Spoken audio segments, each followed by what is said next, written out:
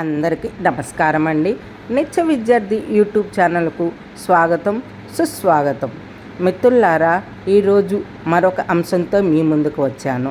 ఈరోజు మనం తెలుసుకోబోయే అంశం పేరు దేని మీద మమకారం పెట్టుకోకూడదు. దీనికి సంబంధించి ఒక కథ తెలుసుకుందాం మిత్రులారా. ఒకసారి నారదుడు విష్ణువుని అడిగాడు, మీ భక్తులు ఎందుకు పేదవారుగా ఉంటారు? అప్పుడు విష్ణువు చెప్పాడు, నారద, నా కృపను అర్థం చేసుకోవటం చాలా కష్టమని. ఇలా చెప్తూ విష్ణువు నారదుడితో పాటు సాధు వేషంలో భూమిపైకి వచ్చి భిక్ష అడగటానికి ఒక ధనికుడి ఇంటి తలుపు తట్టాడు. ధనికుడు కోపంగా తలుపు వైపు వచ్చి అక్కడ నిలబడి ఉన్న ఇద్దరు సాధువును చూశాడు. సాధు వేషంలో ఉన్న విష్ణువు ఇలా అన్నాడు, స్వామి, నాకు చాలా ఆకలిగా ఉంది, మాకు భోజనం పెట్టించండి అని విష్ణుమూర్తి సాధు వేషంలో ఉండి ఆ ధనికుడిని అడిగాడు. అప్పుడు ఆ ధనికుడు కోపంగా, ఎద్దుల్లాగున్నారు, పని చేసుకొని తినండి అని తలుపు వేశాడు. అప్పుడు నారదుడు ఇలా అన్నాడు, చూడండి ప్రభు, ఇతను నీ భక్తులను మరియు మిమ్మల్ని అగౌరపరిచాడు, కాబట్టి అతన్ని ఇప్పుడే శపించండి అన్నాడు. నారదుని మాటలు విన్న దేవుడు ఆ వ్యాపారవేత్తకు మరింత సంపదనిచ్చాడు. దీన్ని చూసి నారదుడు ఆశ్చర్యపోయాడు. ఏంటి స్వామి నీ లీలా అన్నాడు.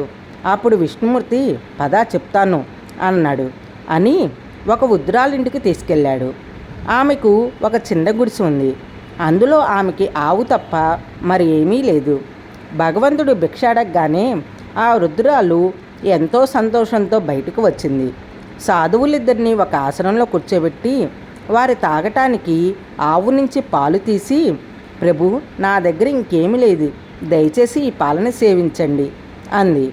విష్ణుమూర్తి ఎంతో ప్రేమతో దాన్ని అంగీకరించాడు. అప్పుడు నారదుడు భగవానుతో ఇలా అన్నాడు, ప్రభు, ఈ లోకంలో నీ భక్తుల కష్టాలు చూడు.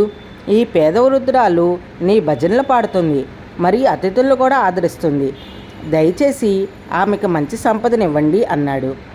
కాసేపు ఆలోచించిన తర్వాత విష్ణుమూర్తి ఆమె ఆవును చనిపోవాలని శపించాడు. అది విన్న నారదుడు కోపంతో ఇలా అన్నాడు, ప్రభు, ఏం చేస్తున్నారు మీరు?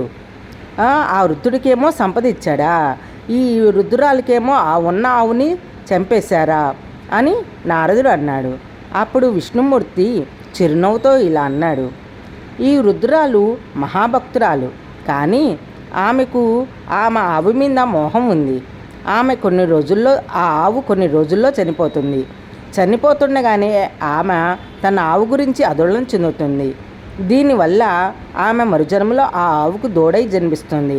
కానీ ఆ ఆవు చనిపోతే ఆమెకున్న ఏకైక బంధం వీడి నన్ను మాత్రమే తలిచి మోక్షాన్ని పొందుతుంది.